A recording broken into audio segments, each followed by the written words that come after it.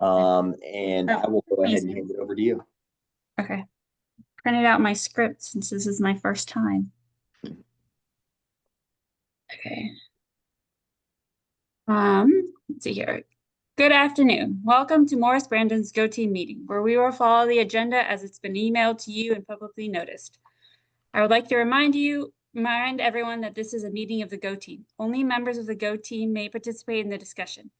Any members of the public present are here to quietly observe. For the members of the GOTeam, please identify yourself when you speak.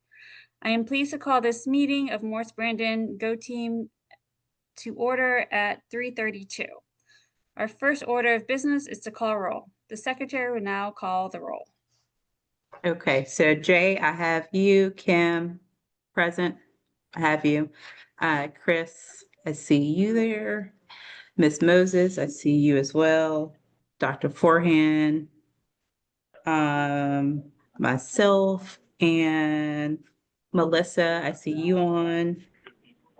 And we're missing, I don't see, Tiffany, are you on? Erin? Yes, I'm here. Can you hear me? Okay, I can. Okay, I have you recorded as present. Thank you. And Erin, are you present? Okay. And Miss Jordan? And Jordan is not here. She won't be here. Okay.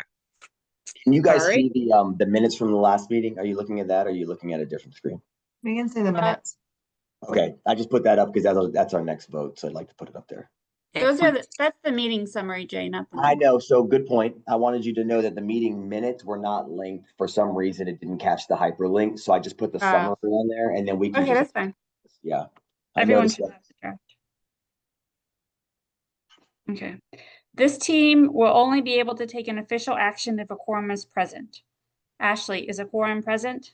A quorum is present. Okay, great. So now we'll move to approval of the agenda. Our first order of business is to approve the agenda. This was provided to you and copies are here. Are there any changes to the agenda?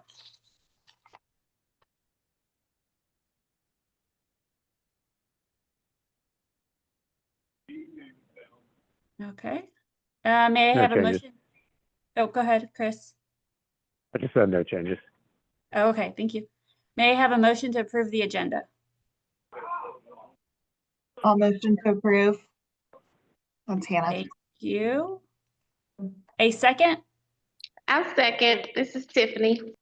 Thank you, Tiffany. All in favor, please say aye or raise your hand so the secretary can record your vote. Aye. Okay, all opposed say nay. Okay. Let's see here. Did you get that? Yes. Ashley? Okay, great.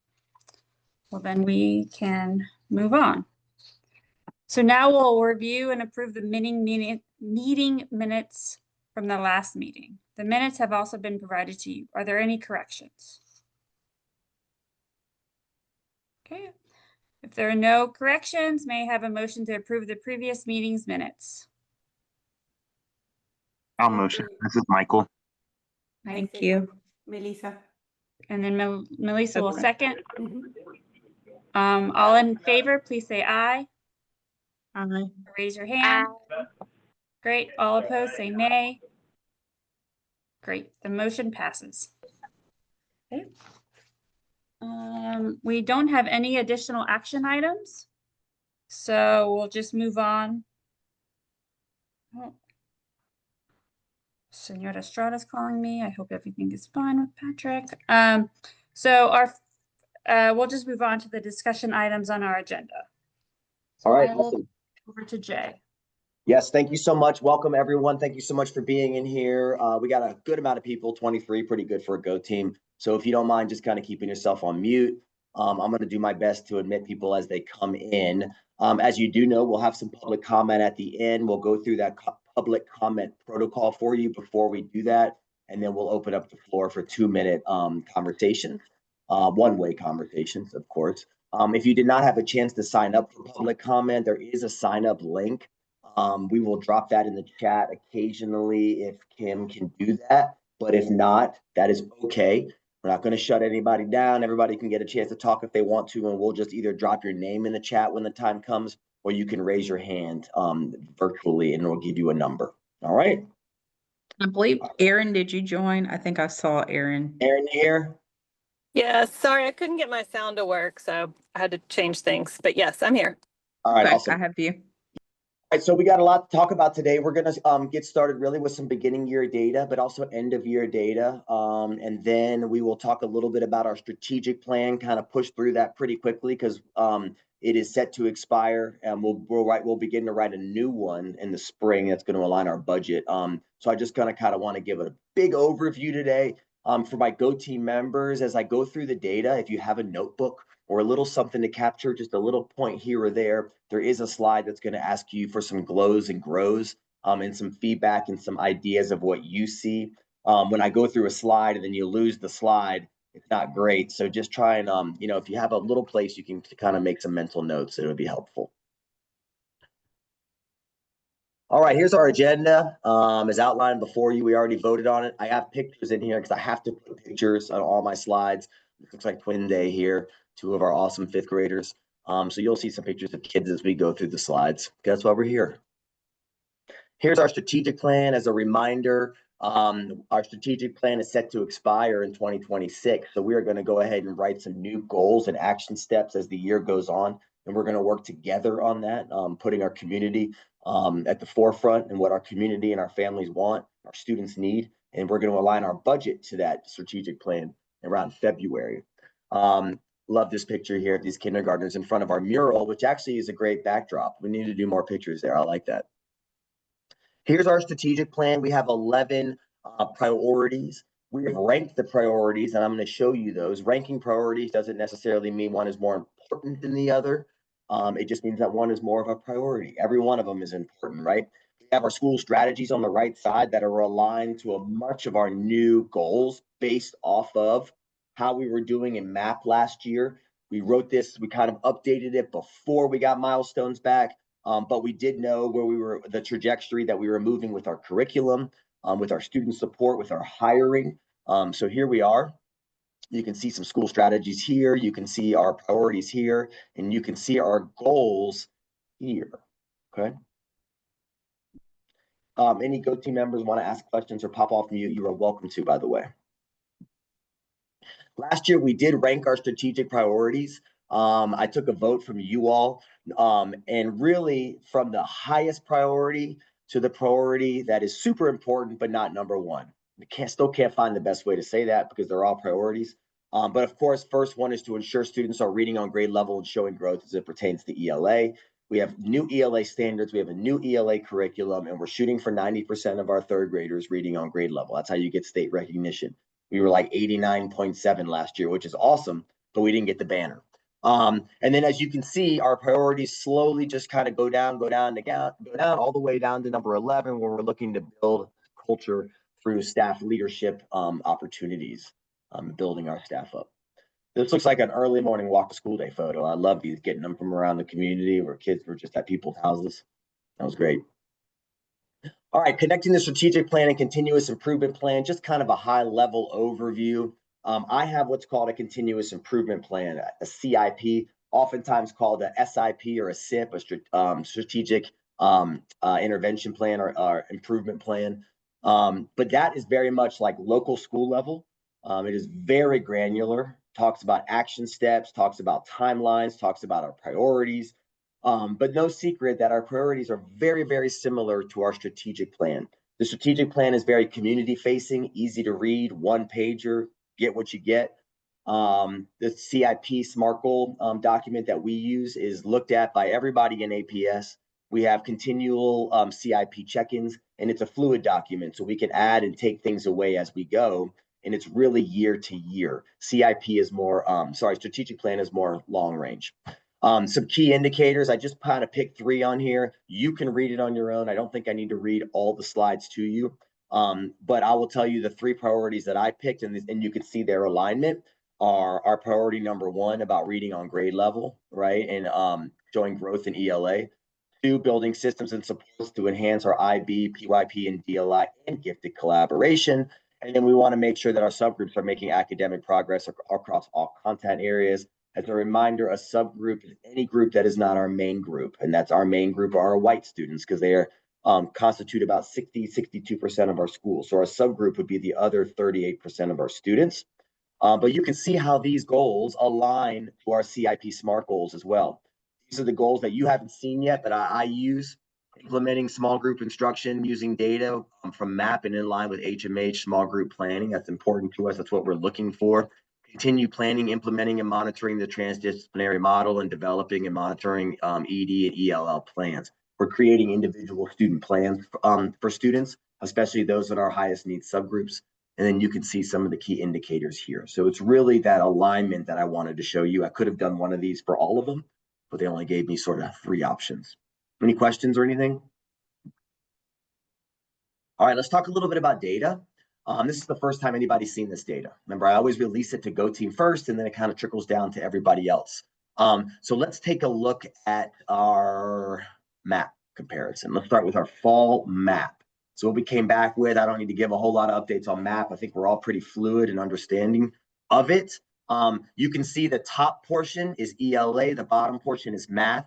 The top line of each graph is the year prior. The bottom line is the current year, okay? Any noticing or wonderings that you see right here, GOTeam, or anything you can make note of?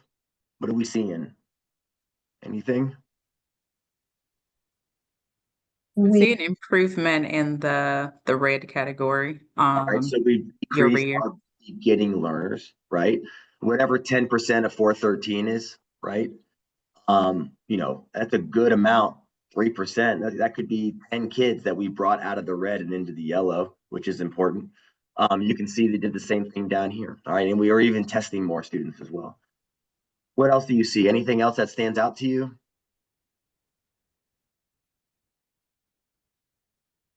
Well, we're A little bit starting of degradation on the top end of Yeah. the upper chart. Yep, you can see that we had a few more distinguished learners at the start of last year than we had this year. And potentially those distinguished learners sort of dropped down to the proficient band, right? So you can see that we lost 3% here, but we gained 4% here. Still gained 1% overall. The great news is we decreased that red, okay?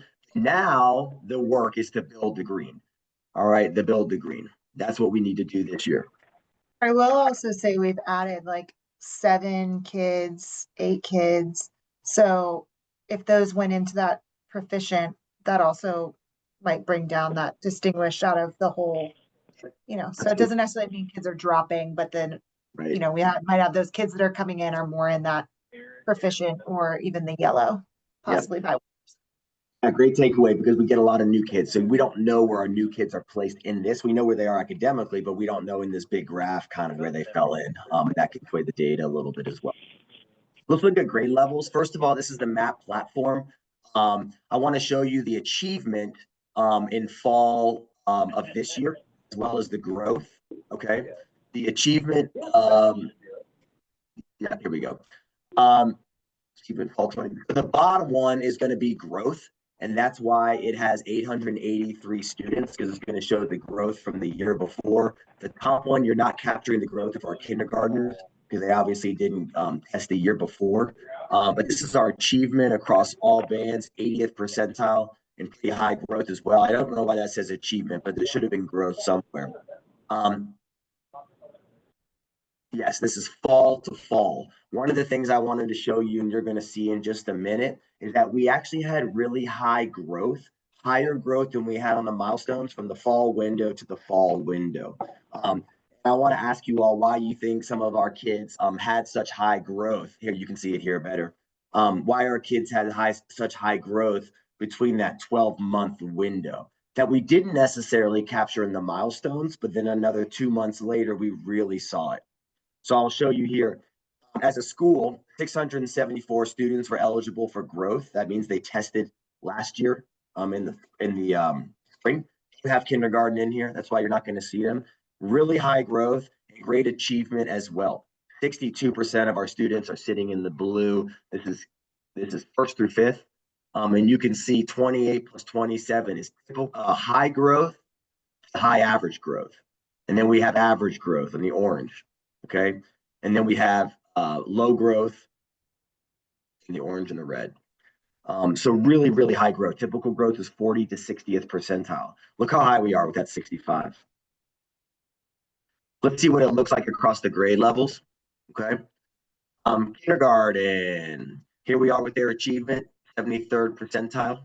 Okay, they're not going to have a growth, but you can see where they are as a whole grade level and how many kids we have in those grade levels. That's important. Take a look at first grade. Look at their growth in kindergarten. Look at that, 91st percentile in growth. It's a lot of growth.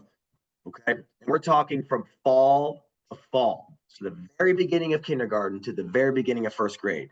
Look at that. Look at the percentage of red students in there. Maybe 1%, maybe 1 or 2 kids.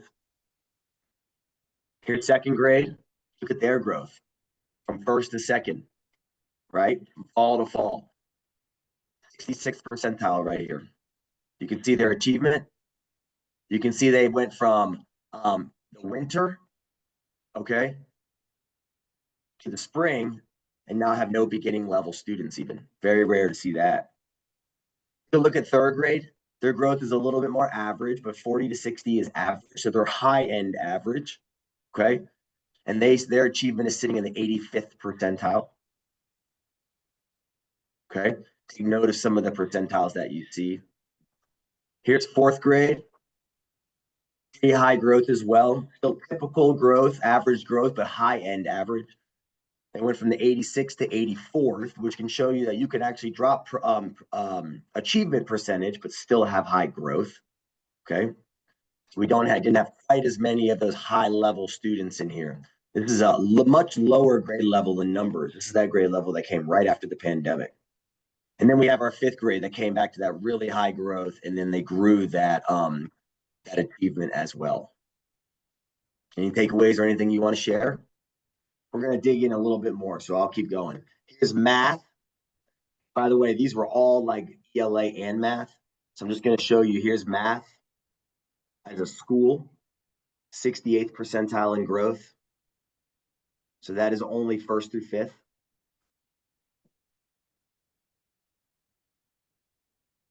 By the way, I don't know why it's winter.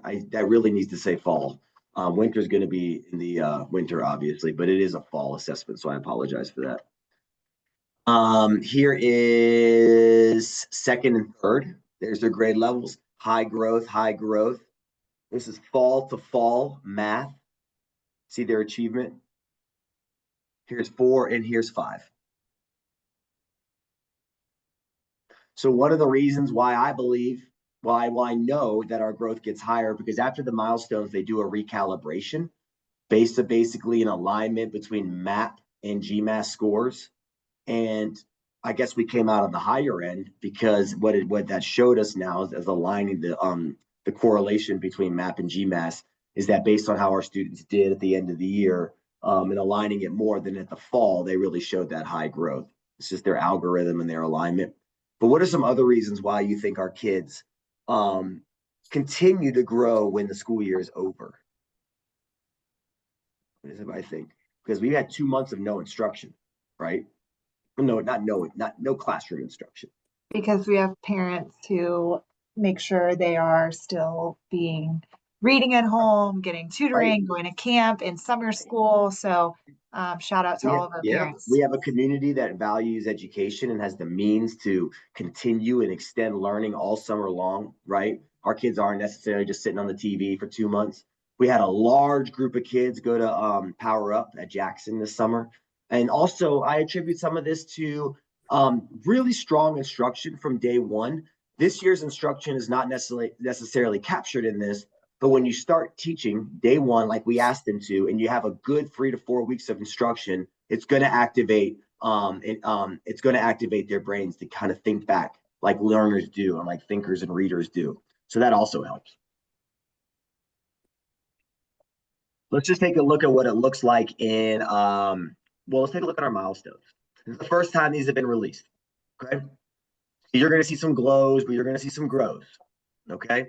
I'm showing you math milestones. This is only 3rd, 4th, and 5th grade, right? Not always apples to apples, because grade levels move on, new ones come in.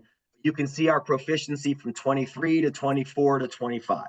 This is math, this is ELA. Take some mental notes. Think about some of the things you're seeing, and I'll get into the numbers in a little bit. Let's compare last year's GMAS to this year, okay? We have ELA, we have math, and we have science. Okay, so we had a really strong year 2 years ago. Okay, so 2 years ago when we took milestones, we had 5% increases in math and reading, if you remember. We carried those scores throughout all of last year. We were a beat in the odds school. We had great growth. Our goal was to move from 75 to 80%. But what we hit a little bit of stagnant right here, right? ELA back to 74%. Math dropped down to 71%. And science is really staying stagnant at 62%. While we didn't increase our proficiency like we had wanted to, we need to take a look at our growth. We need to compare ourselves using state growth percentiles. And then we also need to see, did we increase our percentages of developing and above? Because we did. So you kind of got to look at two different windows. Okay. Take a look at science. Don't forget about science down here. Let's take a look at grade level comparisons. If you're going to compare this, you would look at third grade. Well, this is all just 1 year, so don't worry about that. I was going to go back a few years. This is all just 1 year. Shout out to third grade, one grade level that we had that had growth in reading and math. Good growth, proficiency increase. So they went up, right? They were at 76 and they went up to 70. Sorry, where were they? They're at 76%. You can't see their growth, their achievement from the year before, but they actually increased from basically a 75 average up to 76, right? In math and reading. You can see all grade levels. You can see the beginning level learners, okay? And you can see our science data. Look at our subgroups. This is not the best graph, but the best one that I could find. I'll tell you what they are. First column is Black. Second one is Hispanic. Third one is multiracial. Fourth one is white. For math, we have Black, Hispanic, multiracial, white. Then we have Black. We did not have a subgroup for Hispanic in 5th grade because we didn't have 15 kids to count for that. So we don't really have that growth. We did back in, well, we had it this year. We didn't have it last year. So we don't really have that growth. And then you can see our white students. Anything stand out to you here? Feel free to come off mute.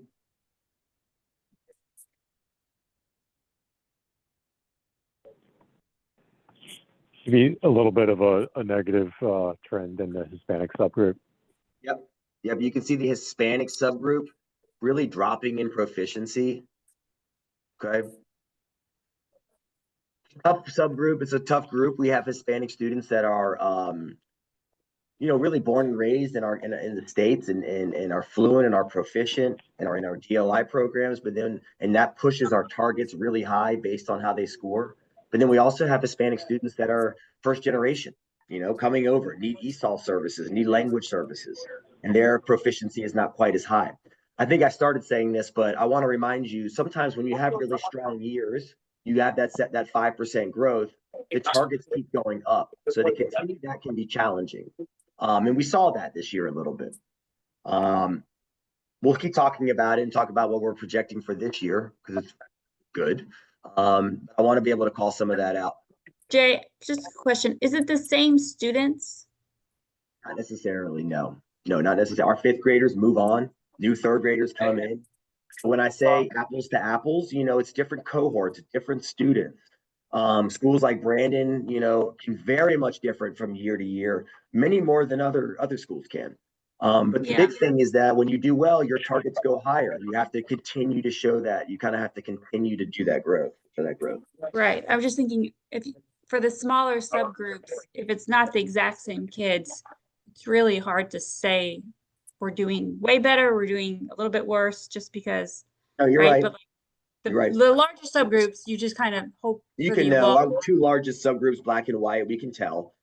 But you're right on that. It's hard to capture that. That's why, and Moses can probably speak to this, but in our data meetings, we have subgroup documents where we can really see, you have your class roster, you can really see who in your class is labeled as Hispanic, because it's many times people that you wouldn't know, or you don't want to make assumptions. So you have to really dig in to find out who that is. We have to dig in to find out who our economically disadvantaged students are. And then we also want to call out just all of our subgroups so our teachers know that these are focus students.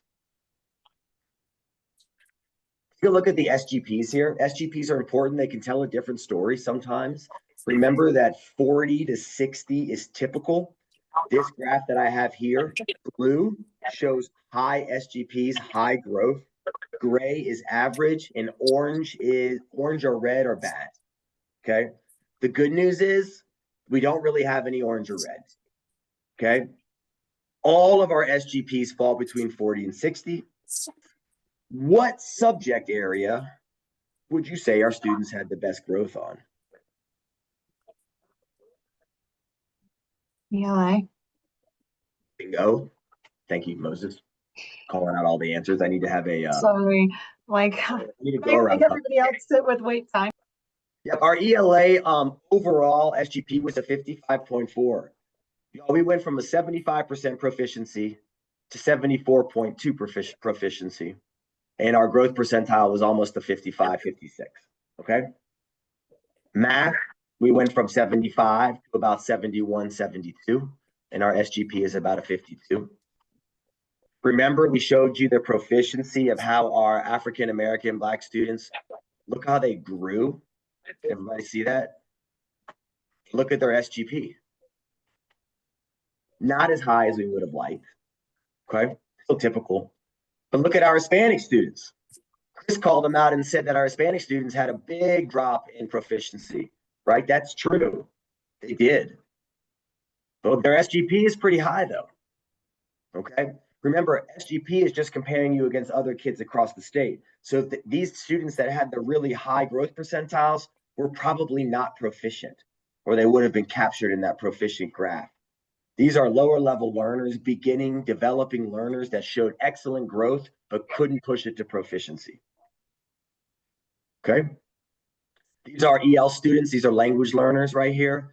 SWD is awesome. Really great to see SWD growth right here for the YES students. Okay, very hard to grow sometimes. But take a look at our ED students down here. That's an area of focus. Does this mimic another subgroup that you might see on this document? Right? Do we see the correlation between our ED and our Black non-Hispanic students with that SGP? Because many of them are the same students. All right, let's take a look at our CCRPI preview. This is a new dashboard that APS put out that's going to help us preview our CCRPI, which will be coming out soon. This is just basically the subgroup, the flags, and I just wanted to show this. They basically took our targets down here from the year before. Well, we did really well, and it pushes your targets up 3%, and you have to keep meeting them, or it resets them if you didn't hit your targets. These are the targets that these are the targets that we're anticipating on making or not making. All students, English, language arts, and math is great. Science is not. Asian Island Pacificers, they're not anticipating that we have a subgroup for them. We did not hit our target for Black students for ELA and math. We did for science. We did not meet our target for Hispanic students in ELA, but we did for math. We didn't have 15 in 5th grade for science. Multiracial and white both met their targets all the way around. Our ED students that didn't make their target in 5th grade science. And you can see our SWD, that's something to be celebrated right there. Any key takeaways or points? We'll get to that in a minute, so just keep your notes.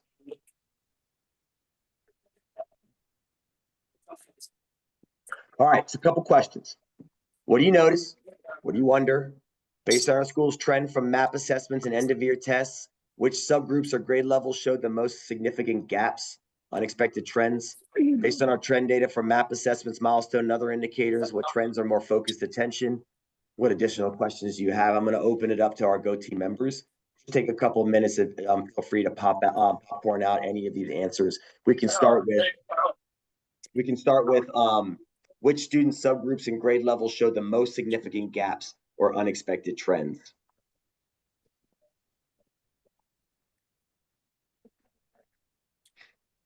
I would say the Hispanic subgroup, definitely, like looking at the two different data sets is interesting, as you mentioned, but showing the drop on that slide right there, for the subgroup comparison 24 to 25. But then when you go to the SGP, seeing the growth is interesting. Right. So exactly, because they had great growth, but we couldn't get them to proficient. So we're Right. talking about students that need probably language support, and probably more first generation Hispanic students, right? And you can see that while we moved them from beginning to beginning and grew them, or beginning to developing, they weren't going to proficient or distinguished. What else do we see? What other trends do we see? Give me one more big one, because it's an important call out. Go back here. Which student subgroups and grade levels showed the most significant gaps or unexpected trends? I would say also the Black subgroup, Right. definitely. And as you mentioned, there is a correlation when you look at the data between Black and economically disadvantaged. Those two different subgroups are going the same direction. So Right. there's room for growth there. Right. And you can tell that you're kind of similar learners, because you can see that their targets are almost pretty similar, which means Right. it's probably very much the same students. If you can target your Black students and ensure the growth and supports are there, then you will tackle your economically disadvantaged, many of them as well. One other thing I wanted to share was, I'm going to put somebody on mute for a second. One other thing I wanted to share is, we talked about a grade level. I did want to just kind of call out fifth grade. We've been doing a ton of work this year with fifth grade, and you guys can still see my screen. Okay, doing a ton of work with fifth grade, but you can see that if I were to go back to this milestone screen, that 62% were proficient in science, to about 70% in math, which is a little bit below fourth grade and third grade. That's not my fifth grade one, I'm sorry. Right here, sorry. And just kind of take a look at their trend line. Okay, third grade was the one grade level that showed growth, that did a great job. Growth and proficiency. They actually moved from where they were the year before to higher. But now those kids are going into fourth grade, and our high fourth graders are going into fifth grade, and our fifth graders rolled out. I will always say this, I never want to make an excuse or talk about things that are outside of our locus of control, but fifth grade is a unique grade level because we get a lot of first year Brandon kids in fifth grade, and we got about 10 months to make up a lot of growth for them. They're typically not on grade level. They're typically a little bit behind. Last year, we had 15 to 20 new students in fifth grade, that come to us throughout the year. But That's what I was going to ask Jay about the two subgroups. Are those new to Brandon, been at Brandon? I mean, I know you can look at that data, but just kind of overall, have they been with Brandon for a while, or are they new? great question. I can't give you a specific answer, like a specific one, but what I can tell you is, based on our studies and our observations, students that start in kindergarten and are in fifth grade are proficient. If you've been here and you've gotten K1, 2 phonics and reading, you're proficient by fifth grade. If you're not proficient in fifth grade, we've identified you as SWD or EIP. We have students in fifth grade last year that were not EIP, were not SWD, and were beginning and developing learners, which shows they have not been here the whole time. And that's something that schools deal with, Brandon deals with, is getting a lot of it. We have the same thing this year. Not quite as many as this year, but you're right. Many of them are new. And the ones that that I would say impact the data the most are the ones that come from out of state and then come into us too, because they're not getting a growth. So we can't even lean on their growth percentile because they didn't test in Georgia the year before. So we get a lot of kids that come in, just test. There might be beginning and developing. We got to take that data. We have no growth data from the year before to even show growth. And that's what we're left with, Right. not easy, but it's doable. Done it. All right, let me keep going because it's already 4:06, so I'm just going to keep rolling through this. Flows and grows, I highlighted them here. I'm going to read them to you just real quick. Each grade level is trending upward regarding proficiency in fall map. We didn't talk about that. We're at a great start. I told my staff this on Tuesday. This is the best start to a school year we've had. I can tell you that our proficiency is going to be higher this year. We're going to see that growth. We're already seeing it in fall map. Great growth from fall to fall in map and ELA across all grade levels. Third grade showed positive ELA and math growth on GMAS. 46, I didn't talk about this on fourth grade math. 46, I don't know if you saw this, that 46% of fourth graders were in the distinguished math band, which is very unlikely to see almost half the grade as distinguished. That was just a lot of targeted instruction towards the end of the year. So I had to shout that out. I have 70 fourth graders distinguished. Average to high average growth for ELA and math. Remember, while we may not have increased proficiency, the big red flag would have been if our growth was in the 20s and 30s. And it wasn't. It was in the 50s. It was in the 40s and 50s. Grows, we had a 3 to 4% decrease in math, about a 1% decrease in proficiency in ELA. We're at 62% proficient 2 years in a row in science. And we had low performance and growth for Black and economically disadvantaged students. Question on the bottom, you can kind of think about that. And here's where we are. We're going to start developing our strategic plan over the next couple months. Does anybody, before I move on, does anybody have any final last thoughts or any last points they want to share? Okay. I'm confident and I'm really happy with where we are right now as a school from 2 months into the school year. We're going to see some great growth this year. So here's my question slide. It's a few more pictures. I love these. Walk to school day. This was twin day. Some of my favorite students. Helps to remind you why we're here, right? Taking pictures of kids on GOTeam slides because we're not always here for numbers either. All right, principals report. Leveling and budget. Got to do this, so we'll talk through it quickly. We're projected at 888 students. We came in at 894. We earned 6 students, gave us about $36,000. Awesome. That's where the money follows the kids in the backpack, right? If you're curious, we're at 903 right now. That's, by the way, it's not including pre-K. That 894, add 20 more on that. That's our overall school numbers. So they're at 914. Right now we're at 923. So isn't it fun when you get all of your money based off the first 15 days, but then you get 9 kids that come in the next week? We could have gotten probably $150,000 if they had all started the first 15 days. The good news is we are so fine with our budget that it doesn't matter. In years past, I would pick them up and drive them to school on that day, right? I'd make sure they're in Infinite Campus because they were getting $6,000 per kid. But for now, we are in a great place. All right, here's our leveling reserve. If you remember, once we got that, we hit our numbers, this money was released. Yeah. So here's what I'm doing with it. I am purchasing 2 intervention teachers. We're going to get 2 hourly intervention teachers like we had last year. They're going to start supporting our subgroup students, our EIP students, our students that are at the beginning and developing levels. Going to cost us $66,000. These are the priorities over here.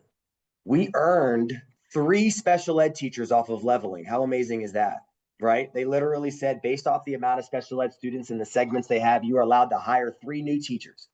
So that's not funded by me. So I've hired 1 more at Maine. They're hiring 2 more for the primary campus. You can see the alignment right here. We're hiring a full-time non-instructional para for Maine campus. If you remember last year, we lost 3 special education paras in our leveling, and we actually earned a teacher for it. We sort of need that para support kind of help around the main campus because we don't have a ton. So we went ahead and purchased that. And then the final 82 grand, I got to move my computer a little bit. We're dropping money into these line items, offering stipends to staff, 20K for materials and supplies, signature program dues, and some instructional equipment. That's what's going to get us through the year, and we're in a really good place. Hopefully the positions that I've purchased align to our priorities and our strategies. But if you have any questions, let me know, ask, share. I'm going to keep rolling if not. Summary of changes. I have to put this slide in here. So we're getting 6 teachers. Hourly teachers, just so you know, cannot work more than 29 hours a week, or they have to get a 1099, they have to get benefits, that kind of stuff. So that's basically 8 to 2 o'clock every day. An hourly teacher, $50 an hour, not a cheap position. All right, those are the positions for those retired teachers that want to come back and work. But we paid them a lot of money for that certification. So the kids that are teaching our intervention kids are not just like paraprofessionals or people that we're hiring to put in there. These are certified teachers with the credentials. All right, let's talk about the long-range facilities plan just really briefly before we open it up to public comment. I don't have a ton of new information. I want to remind families that you may have seen the alert that came out right before GOTeam. I planned that out perfectly. That the new facilities or an update to the facilities plan will be released sort of early next week, I think it said. I wanted to go ahead and I edited this slide quickly because there are 2 engagement opportunities next week that they just added that I want to make sure that our community is aware of. I'm going on record to tell them about September 24th and September 25th. There's 2 options. The Zoom links are actually in the notifications that you got via text, via email, via pigeon, and however else you got your messages from APS. So those links are on there. I encourage you to jump on. GOTeam, do you have any questions around comprehensive long-range facilities plans or community meetings that I can answer right now before we jump into our final segment of comments? Okay, I wanted to call this out quickly as well. This is the GOTeam Summit. If you are new on GOTeam, it's highly, highly encouraged that you go. They really want everyone to go, but that's not possible on a Saturday, right? We know that. I would really like if we had at least one person represent Brandon there. If you think you can go, maybe just let me know right now or send me an email, and I'll And put you it can out there. also go for part of it. I've done that before where I've gone for like the morning, but I had to leave at Yeah. lunch. Yeah, Or people go come at there, lunch and leave. sign So in, write Morris Brandon, and then you can roll out whenever you want. I'm just kidding. It's good. You learn a lot in this. You learn about the budget development process, strategic planning. You're probably going to hear about comprehensive facilities, long-term planning. You know, you get some good messaging here. So we definitely want to make sure we're represented if you're newer. All right, let's do public comment. I'm going to read the requirements for public comment because we do have, our GOTeam did agree on some requirements. We're going to do it 4 times this year. GOTeam members will not provide responses or engage in direct conversation during public comment. I want to remind our parents that I have a 2-way communication at any time. If you want to meet with me or call me or send me an email, I'm happy to chat as well. So I just always like to put that out there. Each GOTeam will determine a consistent method. So we've put out a sign up Genius, sign up doc or a Google Doc, but that's not the most important thing for me. I do want to make sure people are heard, but it helps keep us organized. We're going to allot 20 minutes at least for public comment, and we'll try and make sure that we hear from everybody. And we want to give you 2 days notice. So with that said, I'm going to go ahead and stop my screen sharing. Jay, I also think we need to talk, I think on that slide about time limits. Just Yes, it's supposed so to that say we 2 make minutes. sure I don't think I put all the rules. It's supposed to be a 2-minute time limit. just so that if there's lots of people commenting, we can get Yeah. through everyone. I put the requirements, but I don't think I put our non-negotiables on there, which probably would have been helpful. I could find that on the website briefly while someone is talking. That's So okay. I'll yeah, just we'll try drop and it keep in it the at 2 chat. minutes. Yep. Yeah, we can drop it in there if you want to link to it so people can kind of see it. I need to pull that up. I want to go ahead and take a look at the link for public comment. It is in the chat. So you have the spreadsheet, Kim? Only Jenny signed up. Okay, so If Jenny, you're first. we'll start with Jenny. Jenny, if you're on mute, you can come off. We'll give you your couple minutes, and then from there, anybody else who wants to speak can just raise their virtual hand. So Jenny, are you on? I'm on. I want to give the caveat that I just picked up 2 Sutton middle schoolers, so apologies if there's noise in the car. I timed this and it's approximately 2.5 minutes, so I hope you'll give me just a few extra seconds to finish this. Obviously, I'm Jenny Perry. I'm a Brandon and the Sutton parent, and I'm here to speak about the APS Forward 2040 plan. I'm asking our board for the least disruptive option, and I'm here to talk about Morse Brandon. So Morse Brandon currently has a thriving, diverse community, as we know. We were recently recognized as a beating the odds school with high CCRPI scores. We have asked for data to support splitting our school into 2, and we have yet to receive a single dollar amount saved or a single data point on how to support how this would lead to student success. How can educated decisions be made without this information? I want to briefly discuss the impacts first. Facilities. Creating 2 campuses for K through 5 will necessitate spending for redevelopment of the buildings, equipment, and facilities. The purpose of APS Forward 2040 is to maximize the efficiency of the existing campuses. Making alterations to Morris Brandon does not present an efficacious remedy. Next, programs. I understand that becoming an IB accredited school typically takes 3 to 5 years and involves consideration, a request for candidacy, the candidate phase, and a final authorization. It is unclear how an entity that does not yet have staff or even exist could become an accredited school by 2027 when these changes are slated to begin. DLI programming. Splitting into 2 schools in all scenarios causes concerns about staffing and student-teacher ratios in the short term, which would impact programmatic continuity. If DLI programming is maintained at both campuses, it would require hiring an additional 6 Spanish-speaking DLI teachers across the 2 schools. As many of you know, these have traditionally been difficult positions to fill. Additionally, after the split, the size of the DLI classes in 2nd grade and above will be approximately 12 to 15 students per class at each school, which may be cost prohibitive in the short term and create disparate class sizes among non-DLI cohorts. If those resources are divided among 2 separate schools, it is unlikely to be sustainable at the same level. Next, the pre-K program and the autism unit. Where will they go? Will they continue? No answers have been given to this. Finally are the intangibles, which are impossible to quantify but cannot be ignored. Brandon is a scenario where splitting the school into 2 campuses would likely create inequities that aren't currently present. A split could disproportionately negatively affect the lower socioeconomic status group and remove them from some of the current resources they have available to them by keeping our school whole. The damage to the intangible benefits of the current iteration of Morris Brandon are harder for the district to track, but will indelibly impact the Morris Brandon community. Would one or both of these new schools be under-enrolled in a year due to families choosing other options to escape the disruption and the unknown? These are things that HPM surveys can't necessarily quantify, but they will have a real and significant impact on the community and the children. In summary, the implications for the facilities and programming at Morris Brandon are vast and do not appear to have been thought through. I hope we can use these points to help us achieve a more sensible plan for the whole North Atlanta cluster. Thank you. Okay, awesome. Thank you, Jenny. I appreciate those comments. Well taken, well received. I think it's good for our GOTeam to hear this and hear our community and be in those public comment and public speaking engagement opportunities. If anybody else would like to speak or would like to share, I'll give you 2 minutes. Whatever's on your mind. It can be anything from security and dress code to facilities improvement plans to whatever you'd like to talk about as a school. I'm going to give it just a couple, like a minute or so. I'm going to scroll through our screens, see if I see any hands up.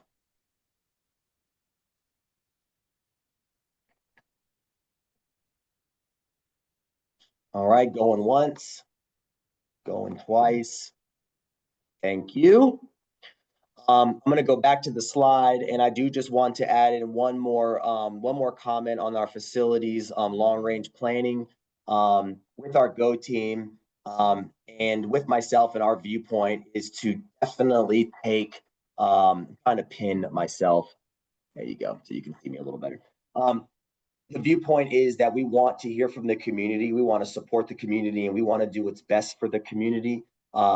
as an employee of APS myself, but also a community member who has my kids here, I'm just going to continue to encourage our Morris Brandon families and teachers and staff to be engaged, to go to these public community meetings, to share your feedback. I was really, really, it was promising to see our community show out and show up at the Brandon one, but I also loved seeing teachers there too, because I think their feedback, or at least just being in the know, is important. There's many points that are made that I agree with and I understand with, and there are other points that I don't. But for me, my goal and my viewpoint is to support the district, but also to support our school and our family. And working behind closed doors and behind scenes, I have those conversations with people, and I'm hopeful that that everybody's able to get what they want. We're going to find out kind of that initial plan here in a week or so. And then I'm going to encourage our entire community to please go to these engagement opportunities, which I'm going to show you one more time so you can see where they are and where. Next week, that were just recently added on the 24th and the 25th. You can see this at the bottom. And make sure that you have that Zoom link, because you typically have to register and then you'll get the Zoom link, but that is in the communication that you received. Okay, I'm going to open it up to GOTeam for any final thoughts or anything else that they would like to share before I let you go at our first GOTeam meeting of the year. And if not, it is 4:22, so we didn't even make it an hour. So I got 8 more minutes if you guys want to hang around and talk. I know Moses would love to. She didn't get here at 7:15 this morning. She got here at 7. Right. We do have the motion, Jay, we do have the motion to adjourn though. Yes, I'm going to hand it back over to you, Kim. I'm going to kick it back over to you. Anything else that if anybody wants to I'm a share? rule follower. I'm trying to follow Oh, you're good. my Hey, script. you're doing a great job, by the way. This is not an easy one. I know that. So thank you. So Orion go has ahead. something to share. Yep. Hey, I just wanted to say, I really wanted to thank Mr. Bland for allowing us to have another exceptional education teacher. I think that it's going to be very supportive of the strategic plan and continuing to see the success with the exceptional population. So I thought it was a very good hire. So thank you so much for that. Awesome, Forehand. Thank you. And to give you just a feedback, she was actually a substitute. So she was in the building today. We brought her in, and Dr. Forehand was able to sort of shadow her all day and have her shadow him, take her around to all of our classes. Just really great feels. The teacher that we got was coming from another school, and I knew the principal really, really well and had great references. So thank you, Dr. Forehand, and our exceptional education team for welcoming her and working through that.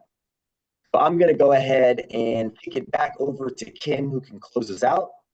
Okay. We have reached the end of, we have reached the end of the agenda. Are there any additional business at this time? The only thing I had was our next GOTeam meeting is October 23rd, so after fall break. And it should be on everyone's calendar. Okay. So may I have a motion to adjourn the meeting? I'll motion. And then who will second? I'll I'll second. Thank you, Ms. Moses. All in favor, please raise your hand or say aye. Aye. Meeting is adjourned. It is now 4:24. Thank you, guys. I appreciate it. See you around. Thank you. And if anybody wants to give me a call or chat, I'm here. Bye-bye. Thank you, Jay.